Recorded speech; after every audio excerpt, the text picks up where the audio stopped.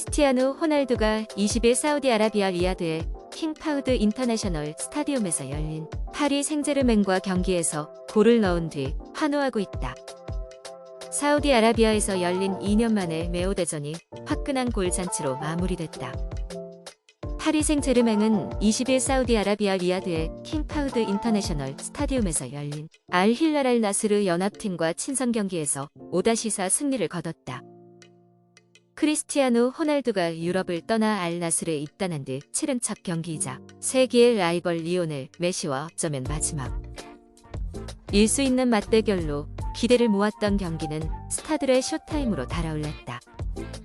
파리는 메시를 비롯해 킬리안 음바페, 네이마르 주니오르, 세르히오 라모스, 하슈라프 하키미 등 정예 멤버를 모두 선발로 냈고 호날두는 올스타팀 주장 완장을 차고 출전했다. 포문을 연 것은 두 전설이었다. 전반 3분 메시가 네이마르의 패스를 받아 골문을 열었고 34분 파리 골키퍼 케일러 나바스의 반칙으로 얻어낸 페널티킥을 호날두가 처리하며 사우디 팬들에게 호호 세리머니 첫 선을 보였다. 전반 40분 파리의 수비수 후안 베르나트가 백태클 반칙으로 퇴장당한 뒤에도 양팀의 골망은 쉴 새 없이 출렁였다.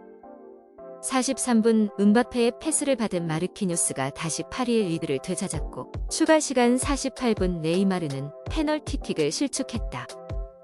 이어 추가 시간 51분께 호날두가 머리와 왼발로 두 번의 슈팅을 연달아 때려 끝내 동점골을 쐈다. 비록 비공식전이지만 데뷔전 멀티골을 기록한 호날두는 이 경기 최우수 선수에 뽑혔다. 장현수가 파리 생제르맹과 친선전에서 골을 넣은 뒤 기뻐하고 있다. 후반 11분 음바페의 컷백 패스를 받은 라모스가 왕년의 골 감각을 과시하며 골문을 열었고 2분 뒤 코너킥 상황에서 한국 국가대표 출신 수비수 장현수가 헤더로 다시 균형을 가져왔다. 이후 경기는 음바페의 페널티킥과 교체 투입된 위고 에키티케의 추가골로 5-3까지 벌어졌고 경기 종료 직전 알 힐랄의 안데르송 탈리스카가 한 골 만회하며 광란의 파티에 방점을 찍었다.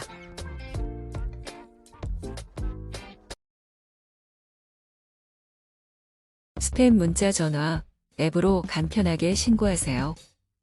아이폰에서도 불법 스팸 문자 메시지와 전화를 앱으로 간편하게 신고할 수 있게 됐다. 방송통신위원회와 한국인터넷진흥원이 불법 스팸 간편 신고 앱 서비스를 주요 앱 장터에 출시했다고 20일 밝혔다. 이 앱을 이용하면 이용자가 처음 한 번만 본인 인증을 거치면 이후에는 별도의 인증 없이 쉽게 불법 스팸 문자와 전화를 신고하고 처리 결과까지 확인할 수 있다. 아이폰과 같은 외국 제조사 휴대폰의 경우 스팸 문자 메시지 화면을 갈무리한 이미지를 앱을 통해 제출하는 방식으로 신고가 가능하다. 방통위는 그동안에는 스팸 간편 신고 기능이 삼성전자 단말기에만 탑재돼 있어 아이폰 등 해외 제조사 스마트폰 이용자들의 불편이 컸다. 음성 스팸 신고 기능도 삼성전자의 최신 단말기에서만 제공돼 이용자들이 음성 스팸을 차단하려면 별도의 앱을 설치해야 해 번거로웠다고 설명했다. 한상혁 방통위원장은 스팸 문자가 보이스피싱을 위한 유인수단으로도 쓰이는 만큼 신속한 신고와 차단이 필요하다며 설 명절을 앞두고 새해 인사와 선물 발송 등을 가장해 스팸을 보내는 등 수법이 갈수록 교묘해지고 있어 앱을 활용해 피해를 예방하길 바란다고 말했다.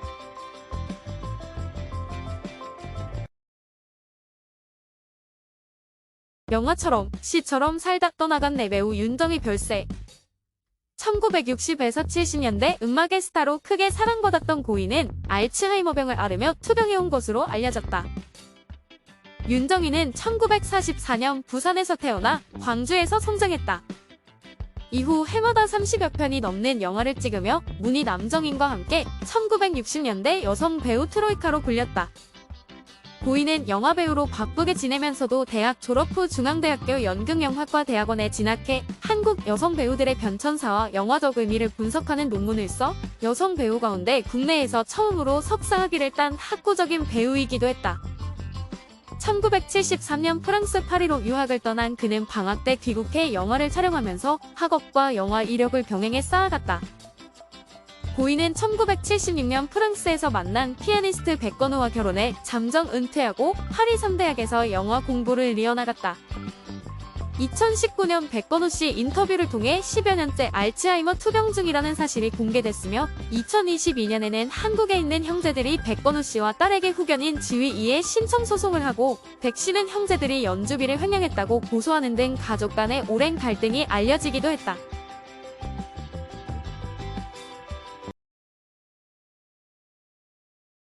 이준석 나경원 외교 장관 희망, 윤 대통령이 언짢게 생각. 이준석 국민의힘 전 대표가 지난해 12월 22일 오후 서울 성북구 고려대학교 정경관에서 정치외교학과 한국외신 보수주의 주최로 열린 특별 강연에서 학생 패널들의 질문에 답하고 있다. 이준석 전 국민의힘 대표가 나경원 전 의원이 외교부 장관을 희망했는데 거기에 대해 좀 언짢게 생각했다는 얘기를 들은 적 있다고 20일 말했다. 이 전 대표는 이날 CBS 라디오에 출연해 나 전 의원이 외교부 장관을 하기를 희망했던 것 같다. 그런데 거기에 대해 왜 하면 안 되는지 같은 얘기도 들었다며 개인의 신상 문제가 아니라 그냥 싫다는 취지의 얘기를 들었다고 전했다. 이 전 대표는 나 전 의원의 부동산 의혹과 관련해서도 요새 나 전 의원이 부동산 문제가 있다느니 이런 거 흘리는 사람 보면 신기하다. 개인의 부동산 보유 내역을 어떻게 국가가 파악할 수 있을까라고 말했다.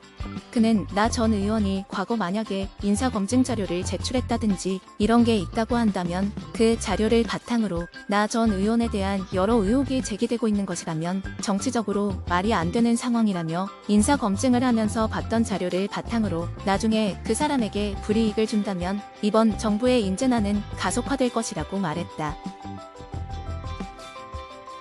나 전 의원의 부동산 의혹이 제기되자 나 전 의원 쪽은 지난 19일 참고 자료를 통해 서울 중구의 상가 건물 매입가는 54억 7,500만 원이고 매도가는 59억 5천만 원이라며 취등록세, 양도세, 대출 중도상환 수수료, 부동산 중개료를 제하고 1,600여만 원의 이득을 얻었는데 이게 무슨 투기 의혹이 있다는 거냐며 반박했다.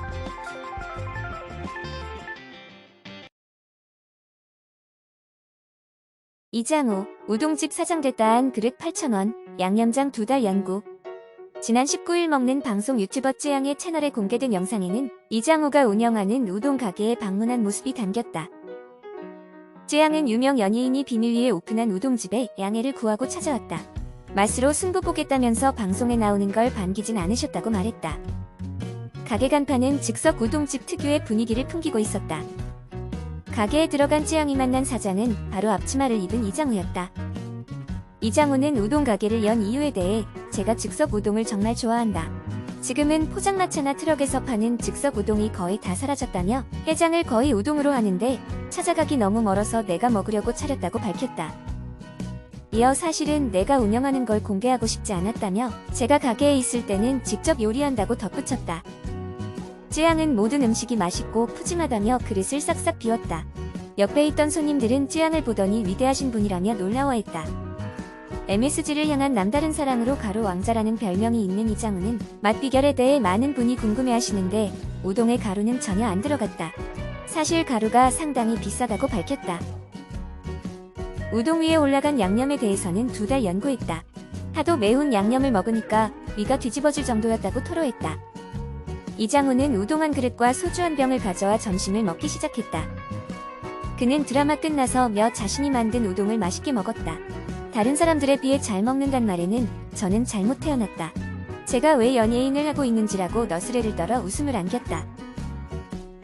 이를 본 누리꾼들은 이장우 음식에 진심이었구나, 열심히 사는 게 보기 좋다, 맛있어 보인다, 간판만 봐도 맛집일 것 같다 등 응원 메시지를 남기고 있다.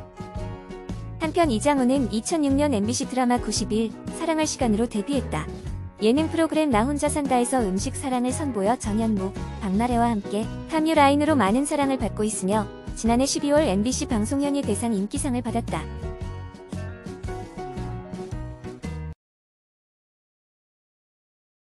지난해 출입국자 3.6배연 말은 코로나 이전 절반 수준까지. 설 연휴를 이틀 앞둔 19일 인천국제공항 제1여객 터미널이 인파로 붐비고 있다. 코로나19 유행으로 주춤했던 외국인 출입국자 수가 지난해 방역정책 완화로 대폭 증가했다. 특히 지난해 우리 국민은 일본과 베트남 여행을 가장 많이 떠난 것으로 나타났다. 20일 법무부에 따르면 2022년 총 출입국자는 1941만 4,228명으로 2021년 455만 9,693명과 비교해 3.6배 증가했다. 팬데믹 이전인 2019년 9,354만 8,093명과 비교하면 21% 수준이지만 지난해 12월 한 달간 출입국자가 388만 658명을 차지해 2019년 같은 시기의 견적 50% 수준까지 회복한 것으로 나타났다. 특히 외국인 출국자는 658만 145명으로 전년 대비 4.3배 증가한 것으로 나타났다. 한편 지난해 한국 국민이 가장 많이 찾은 여행지는 일본이었다. 한국을 방문한 외국인은 미국인이 61만 103명으로 가장 많았고 일본, 중국, 베트남, 필리핀, 태국, 싱가포르가 뒤를 이었다.